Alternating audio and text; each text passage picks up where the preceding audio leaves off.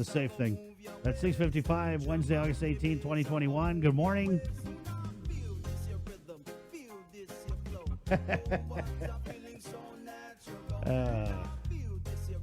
Let's head into the K-Wave News Zoom room where Dave Della Sola,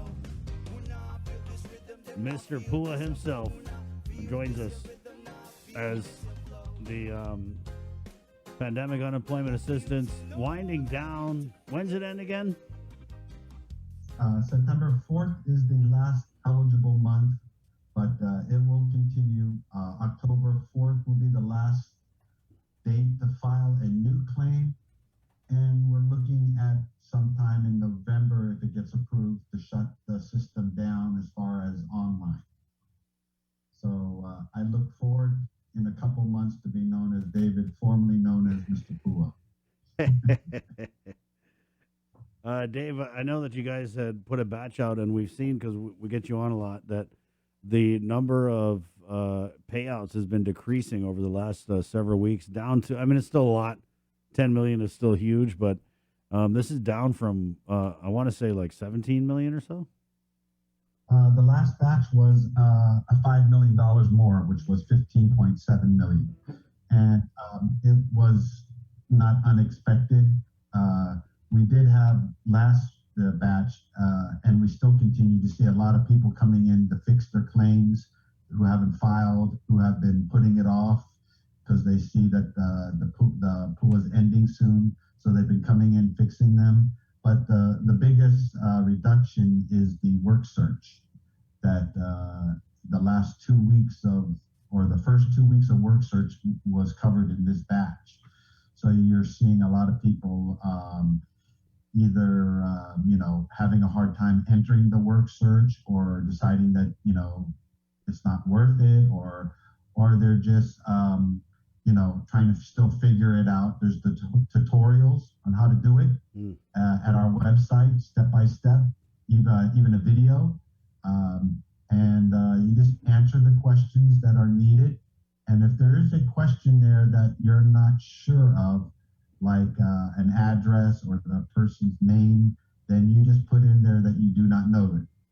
And continue on. Don't leave it blank. And you only need to fill out the ones that are asterisked in red. The rest are optional. So there's a log sheet on our website that you're supposed to keep a daily log of all the searches week to week. There's only a couple weeks left, and you use that to fill, if you get the information on that log sheet, then you'll be covered as far as what's needed in the work search. Dave, so when you said that the payout numbers went down because of the job search requirement, are you saying that people are finding jobs, or they're just getting off the PUA because they don't want to go look for jobs? What's the correlation? I think you have a little bit of both. You do have people that are getting work, but I'm still hearing from a lot of the employers that are out there that there's still the hesitancy to really do the work, or to get work. I think a majority of the reduction are just people still, this is a brand new procedure, and like anything, never having a UI program on Guam, there's going to be a learning curve. So I see there's going to be, a mass line of people coming down asking for help or corrections as they, as the program starts to end, and as they try to figure out how to do it. So, I'm still think that a lot of these people are going to circle around and eventually get themselves, straightened out. What about fraud, Dave? I know that early on, the first few months of this program, we'd have you on, we'd ask about fraud, and there were, quite a few cases. We've seen a couple trials resulting from people trying to fraudulently game the PUA system. Do you still get those fraud cases that you forward? We still get fraud cases, and it's kind of changed. At the beginning of the height of the fraud, we were getting a lot of tax from off island, and we've quantified it to about 65,000 hits off island of claimants from doing all kinds of various ways of trying to get into our system and hitting it. And now, and we have a lot of these fraud measures in place that it took probably 3-4 months to customize them to Guam and to figure out what was the best approach to thwart the attacks. But I think we got a pretty good handle. And almost weekly, the Office of Inspector General sends us an email that says, "Here's a list of people we'd like for you to let us know, if they try to file on your, in your system and how much do they get and all this stuff." So far, we're batting 100. None of them, they all went into the system. They all tried to apply, but we DQ'd them, disqualified them before they could get paid. So that was, that's something that I'm very proud of so far, that we were able to catch, all the identified off island pretty well. I'm not going to say we caught everything, but I haven't seen anything that's gone through. So most of the fraud that we're dealing with are just local people, minor stuff that are, that might have gotten fired from their job and they continue to file for PUA because they think that they're in need. Or, I understand that, you still have to put food on the table. You still have to do the, provide for the kids. And those are the things that break my heart. But, it's not a qualifying reason. And you see that. And then, then they collect the money and then we find out that, hey, you fired or you got quit. You quit your work. And quitting work is not a COVID reason. Therefore, you got to pay it back. And that's when they start hitting the newspapers. They start hitting the calling the senators up and saying that, Department of Labor is ignoring us. They're not doing our job. We're being cruel. I got kids to feed. I got this, I got that. And, farther from the truth, it's just that, you have qualifying reasons to give these federal funds out and I have to follow it or else, I'd get in trouble and they remove the program. And unfortunately, when people have to pay money back, it's easier to make us look like the bad guys and then to say that, okay, yes, you're right. I did take the money and it wasn't a correct, eligible way, but I needed the money. I need to feed the kids. And, I understand about these things. And, the best thing we can do is to tell them to file an appeal and ask for a waiver. And if the conditions are right for a waiver, then I can waive it. But there still has to be a criteria and I have to follow it because, it's not Dave Della Sola money or Department of Labor money or Guam's money. It's, the federal money and it's there for COVID related unemployment. So that's the tough part because, people, when they have to owe money or when they get their hands caught in the cookie jar, they get angry, they get mean, they think that if they bully us or they go to the newspapers and they tell one side of the story that we're going to say, oh, never mind, we'll forgive everything. I still have to run a clean program. I still have to follow the rules. And you know me, Chris, if there's any way that I can help or waive or, our people, I will always take care of our people first. But I can't jeopardize the needs The of the federal many for the needs. right? It's the federal. Dave, what about so going back to the beginning of the conversation? You had talked about the UI program. Now it's been a year of this PUA. Are you disappointed, concerned, or just what are your thoughts on? I don't know. I feel like did we miss an opportunity to stand up a UI program during the time this PUA was running? No, to stand up a UI program isn't a program that you just turn on like PUA. It takes years. It takes planning. It takes laws to be passed. And then you have to remember, it's an an employer financed system. So you have to get the buy-in of the of the the industry. And like anything, you don't typically start an insurance program in the middle of a pandemic. You don't want to offer health insurance when everybody's sick on the island. You want to offer it when everybody's healthy. And same thing with UI. You don't start up a UI program when everybody is, unemployment is double digits and employers are trying to, get open and survive and get through this. You want to do it during when there's a normalcy and unemployment as well, business as well, and then they can afford to pay into it. So we are looking into it. I'm putting out feelers. I'll be asking for some grants.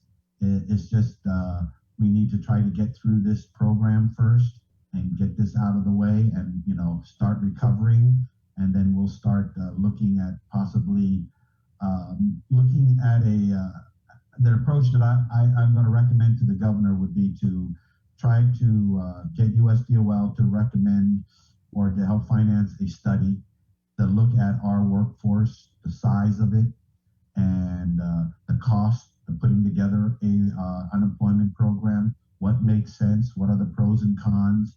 And then can we customize it to fit the size of our island and make it affordable? These are all questions that need to be done by professionals.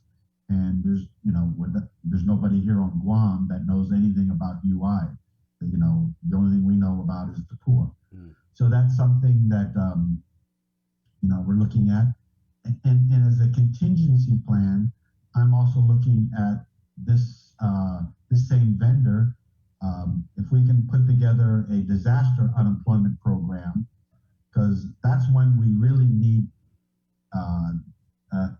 to have an unemployment, is typically when we have a typhoon or earthquake or any kind of major disaster, and a lot of the workforce is out of work because the island was, we got hit by a typhoon and is shut down and is rebuilding.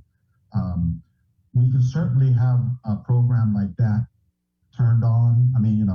Put together and switched off and standing in the, on the sidelines. And as soon as there's a disaster, all we have to do is flip the switch, put the parameters in, put in the money, and we can disperse those monies very, very quickly. And that would cover a majority of it. So I'm trying to do some options here. And it's just, who has really taken up so much of my time that I've started to just put out the feelers, requests for, companies that can do such a study. And we're also going to get aggressive in seeing if there's a funding out there that can actually pay for the study. We had a comment here from Adam. Where are people finding jobs at? Is our tourism industry back? Well, I'm sure you've seen everywhere. There's a lot of job fairs going on. There are hotels hiring. So there is a level, maybe up here is normal, but there's a level from down here to going up here of jobs. And a lot of the employers are telling me that they're just not getting applicants. They're having a hard time following them because there's a lot of people who just want to continue on with the PUA. And then when it runs out, then they're going to go out and start looking for the work. So if you talk to a lot of the business community, they'll tell you that there are jobs available. Not enough jobs for everybody, but there are jobs available that aren't being applied for. And but they're, they continue to do job fairs. We continue to help them. We continue to get it out there. And, they are hiring. They're, the people that know, they're not short-sighted are going to go after these jobs and not wait till September when the money runs out. And, then there's a mass amount of people looking for work. Right. So, I know that there wasn't enough jobs for everybody, but the job search is exactly what that is. It's just that you have to do job searches. It doesn't say you have to have a job. So they need to start preparing for that, learning how to do it for the inevitable. And I haven't heard anything about from the feds that they're going to extend the program, and it would have to be nationwide. They don't do things just for Guam. On a program like this, I've already asked, I've already extended, and put my feelers out, and it takes an act of Congress to extend it, and only when that happens, you know. So I have to assume that this is the last of the program, and we're going to have to shift towards getting everybody towards work. Right. And hopefully our island slowly starts to open up, and we recover. Dave, with the Delta variant running rampant in the States, have you heard anything? I haven't seen anything, but just, and I don't know if you would hear anything about any possible extension of PUA or implementation of any kind of new unemployment program? The only noise I've heard, and I monitored quite closely, is the news medias and the reports, and them saying, well, maybe we should expand, maybe we should extend it, maybe we should do this, maybe we should do that. But looking at all the sources of the news, it's only coming from news sources. I haven't seen one congressman, I haven't seen one politician yet say that they're going to take it to the floor or take it for discussions, and that's where it needs to be taken. And everything's there, and they could do it very quickly. Like the last two times, they extended it right at the expiration of the programs, and we actually had a time period where the system was off because they were still waiting for the approvals and the signatures. So it can happen. A lot of it has to do with, to be realistic, what's happening in the states, and with unemployment and the opening up the states. And if they were having a hard time, then we would be able to ride that wave, and get that extension. But if the states are trying to hire and open, and they're ignoring the Delta variant, then it doesn't look good for us to get an extension.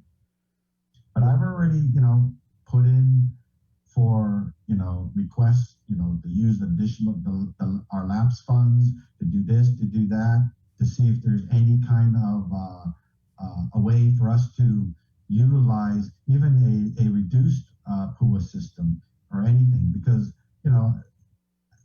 I explained that we're a tourism-based industry, and that industry is based on what's going on in Asia, and that's going to take a while for it to recover. So we're going to be, hurting for longer than what the states are. Hey, Dave. And they all say it's Congress. It's all in the hands of Congress. Right. Do you anticipate any issues with the PUA ending and the minimum wage increase being implemented kind of around the same time? That was what the legislature passed. That was the law. They extended it from last March to September. And I'm just following the law and making sure that everybody knows what it is. So that's not my, my realm to tell when it comes into place or how it comes. I just enforce what the laws are. Right. Dave, just last thing on this. I know the governor, in speaking before it was some economic forum where she kind of trotted you out and talked about this program where DOL is going to be subsidizing the hiring of workers in the private sector. Where are we with the implementation of that program? Well, we've been in discussions with the governor, Gita, and we each had a program which we were going to roll out together, and they were similar programs. So in discussions with the Chamber of Commerce and the various businesses, and money being tight, that we're going to roll out GITA, which is the Small Business Pandemic Assistance Grant. And this is monies that are going out to the small businesses, and they can use that money for expenses, for hiring, for paying down your previous bills to get open, essentially. So this grant money is, you know, more liberal in what you can do with than what my program was. So, their program was to get the business open, get them up and running, and, you can use it also for employment, where mine was mostly just for employment. So it made more sense for Gita to get their funding out first and get that kick started, and to push mine down the road a little bit, and we'll decide how the climate is, how the economy is, and how the businesses are doing, and we'll reevaluate it, a little bit more down the road to see if that program is needed, instead of having all these programs, coming out of the gate. So I think that's a smarter approach. My program is more of a longer, 6 months, higher within that months, but you have to be operating and open, of course. So we're going to let Gita's funding get out there first. And, we're, like I said, we're planning it, we're working it with the chamber and the business community. And they said that they need to get open first before they can start hiring. So we're going to basically follow that guide, and the governor and I have decided to. Yes, that sounds like a more logical approach. Right. Dave, just real quick, what happens to the balance of the PUA monies if we don't spend it all? That stays with the feds. Remember, that money, the budget that we got, the 1,065,000,000 something, was just a allotment. It's not here on Guam. We don't have it. Every time we batch like this $10.7 million, that's why we have to take a few days to make sure that all the numbers are good and correct.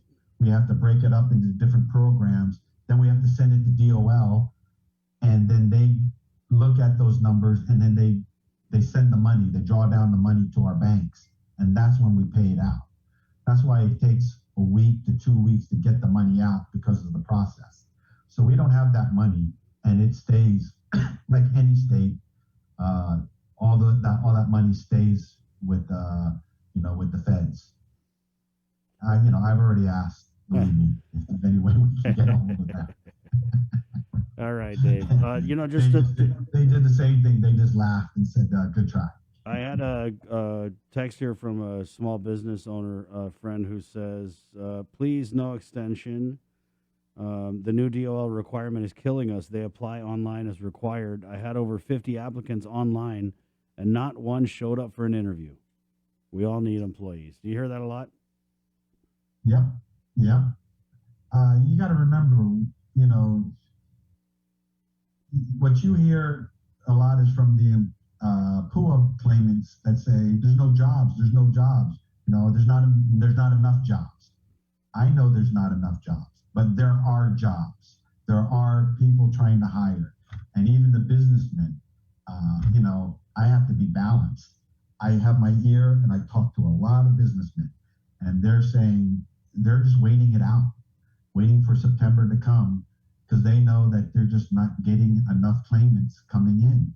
And there's not a lot I can do other than, implement the job search, make it a requirement. And, in 2 weeks, this whole thing becomes moot. And that's it. So people are going to have to look for work. And, actually, that's a good time for when businesses are trying to get open and trying to get hired. So, I hear the businesses. I also hear the claimants. And, I have to be balanced. But it's the claimants that make the most noise and get to the reporters and make the most stories. And, what's going to happen in September. You're going to see stories going on and on about how they're not making ends meet. There's no jobs for them. PUA's out. And, I feel bad, but, I keep telling them for months, go out and get these jobs now. There are jobs available. And if you need those jobs, get it out. Get it now. Don't wait for PUA. But, I'm sounding like a broken record. Well, Dave, I think the problem is you're telling people to go get a job that pays way less than the PUA does. I mean, just simple math. Well, the realities are the realities. Right. Yeah. All these things. The PUA came in. It helped our island. It helped our economy. Totally. We got 10 billion going out into in our economy. It's kept us afloat. I mean, $874 million What a in the blessing. last year and a half. Yeah. That's a lot of money. Yep. All that money went to the people and went into our economy and went into the business. So, we can't do this forever. We're going to have to, and it's going to be a rough patch. I know it, and it's going to be tough for me to endure it. I'm going to go from the most popular guy to probably not so popular. Nobody's So going to Chris, know you you're going to anymore. have mercy on me, okay? Yeah. All right. Yeah. Okay, Dave. Thanks for the chat this morning. I appreciate it too. All right. Thanks for I'll letting see me you. get the information out. Dave Have a good day. Delasola, Department of Labor Director. Yep, in a couple weeks, this will all be moot. But what a blessing, man. $1 billion. This really helped a lot of people. I don't even want to say stay afloat because the PUA is so much